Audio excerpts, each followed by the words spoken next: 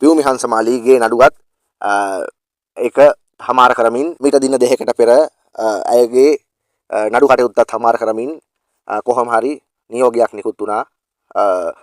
ඒකත් ඉවර කළාම දැම්මා. මොකද කොහොම වුණත් මේවා අදගෙන යන්න බැරි හින්දාද එහෙම නැත්නම් මේවට සාක්ෂි නැතුවද නැත්නම් කවුරුන් මේවා යට ගහන්න මොකක් හරි අදුස්සමන හස්තයක් තියෙනවද කියන එක සම්බන්ධයෙන් අපි දන්නේ නැහැ. මොකද පියුමි හංසමාලි ඇය අවුරුදු 2ක් 3ක් ඇතුළත අධික ලෙස වත්කම් උපයනවා. අවුරුදු 2ක් ඇතුළත විශාල ධනයක් උපයන්න හැකියාවක් ලැබෙනවා. ලොකු දේශපාලන බලයක් තියාගෙන ජීවත් වෙනවා. මොකද චමුදිත වගේ අයට බයිනවා. එතකොට ඔවුන්ට ඇඳුම් අරන් යන්න කැබිනට් ඇමතිවරු හිටියා පහුගිය ගෝඨාභය රාජපක්ෂගේ ආණ්ඩුව කාලේ.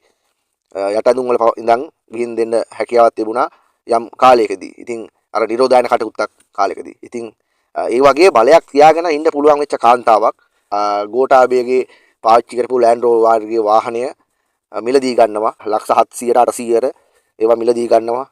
ලක්ෂ 1400ක් විතර වියදම් කරලා ඇපාර්ට්මන්ට් ගන්නවා. එතකොට දවසකට විශාල මුදලක් වියදම් කරමින් රට සවාරි යනවා. ඒ සියලුම දේකදී ඉදිරිපත් වෙච්ච සාක්ෂි සාධක තමයි ඇය කියපු දේ තමයි මම ක්‍රීම් විකුණනවා. මගේ ක්‍රීම් විකුණීමේ ආදායමෙන් තමයි මේවා කරන්න කියලා. එතකොට දවසකට ලක්ෂ 10ක 15ක වත්කම් අය මේ වෙලාවේදී පෙන්නලා තමයි මේක නිදහස් වෙන්නේ. ඊට පස්සේ කොහොම හරි පියුමි හංසමාලි දැන් අවසානයේදී නියෝග නිවේදනය කළ තිබුණේ රුපියල් 2000ට 3000ට ගන්න එම මුදල් රේන්ජ් කියන ක්‍රීම් වර්ග යම් යම් සමාගම් වලින් ගන්නවා 5000ට 4000ට 3000ට 2500ට එහෙම අරගෙන ඒවා එකක් 15000ට 20000ට විකුණනවා. ඇයට පුළුවන් ඒක කරන්න. මොකද ඇයගේ ඇය එන්නත් කරලා තිනවා.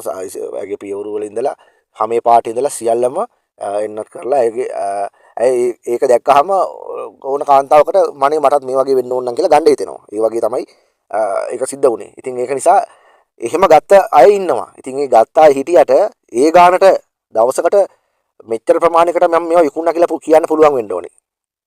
ඒ විකුණපු ප්‍රමාණය අවුරුදු 2ක් යද්දී මේ ප්‍රමාණය ආවා මේ වගේ මුදල් මට ආවා කියන එක සම්බන්ධයෙන් කියන්න හැකියාව තියෙනවා. මේක මාර්ගගත ක්‍රමස්සේ විකුණලා තින්නේ. Instagram හරහා, TikTok හරහා ඔය වගේ කියලා තමයි අපිට වාර්තා වුනේ. ඉතින් හොඳම දේ තමයි මේ නිවුස් එක චම්දිතට කියන්න උනා අවසානයේදී. මොකද ඔවුන් දන්නවා මොනවා කිව්වත් මේක යට තියෙන්නේ මේ කාරණේම නෙමෙයි කියන එක. අපිට ඒක අධිකරණ කටයුත්තක් නිසා අපිට කියන්න දෙයක් නැහැ. නමුත් කොහොම හරි අර අනිකුත් කාරණා වගේම අර කොත්තු විකුණලා ජීවත් වුණා වගේම එහෙම නැත්නම් තවත් මොනවා හරි ව්‍යාපාරයක් කළා අධික ලෙස මේ හිතා ගන්න බැරි ආකාරයේ ඒවා තිබුණානේ කළුසාලි සුදු කිරීම සම්බන්ධයෙන්. ඒ වගේම මේකෙත් එහෙමම වලලා දැම්මා. කෙලින්ම ඒක වැළලීලා ඉවරයි. දැන් වලලා තියෙන්නේ. ආණ්ඩුව මොකක් වුණත් හොඳටම වලලුවා. අනන් හදලා පෙන්නන්න පුළුවන්. ඇය වෙවුලා ආවේ පළවෙනි වාරදී අධිකරණයට එනකොට. ඊට පස්සේ අපිට ආරංචියක් ආවා. අපිට නිවුස් වලින් අපි දැක්කා. ඇය අධිකරණයට එද්දී ඇයට මේ කැඳවීමක් නැහැ කියනවා. කොහොමද කටේ ගන්න තව කල් තියෙනවා කියනවා. විවිධ කාරණා කියලා. ඇය ඊට පස්සේ hina වෙවි ගෙදර යනවා. නඩු වාර දෙකයි. එනකොට බයයි ආවා. ඊට පස්සේ ඇයගේ නඩු කටයුත්ත විමසන්නෙත් කවුරුවත් නැහැ. කොහෙන්ද එහෙම උනේ? ඇයි එහෙම උනේ? අනිත් මිනිස්සුන්ටත් එහෙම වෙනවද? කියන ප්‍රශ්නය සාධාරණ ප්‍රශ්නයක් අපිට එනවා. ඉතින් ක්‍රේම් විකුණලා මේ වගේ මුදලක් හම්බ කරන්න පුළුවන් මට්ටමක් තියෙනවද කියන එක කල්පනා කරලා බලන්න ඕනි. ඔය මට්ටම එහෙනම් යාට පුළුවන් වෙන්න ඕනි මේ තියෙන මට ආපු WhatsApp කරපු අංක. මගෙන් ආපු ඕඩර් මේවා. මම මේ ඕඩර් යවපුවා මේ කියලා එයා අනිවාර්යෙන් අධිකරණයට පෙන්නන්න තිබුණා. එහෙම පෙන්නීමක් අපි නම් දැක්කේ නැහැ. සිදු කරනවා ෆයිල් එකක් උසන් එනවා යනවා විතරයි අපි දැක්කේ.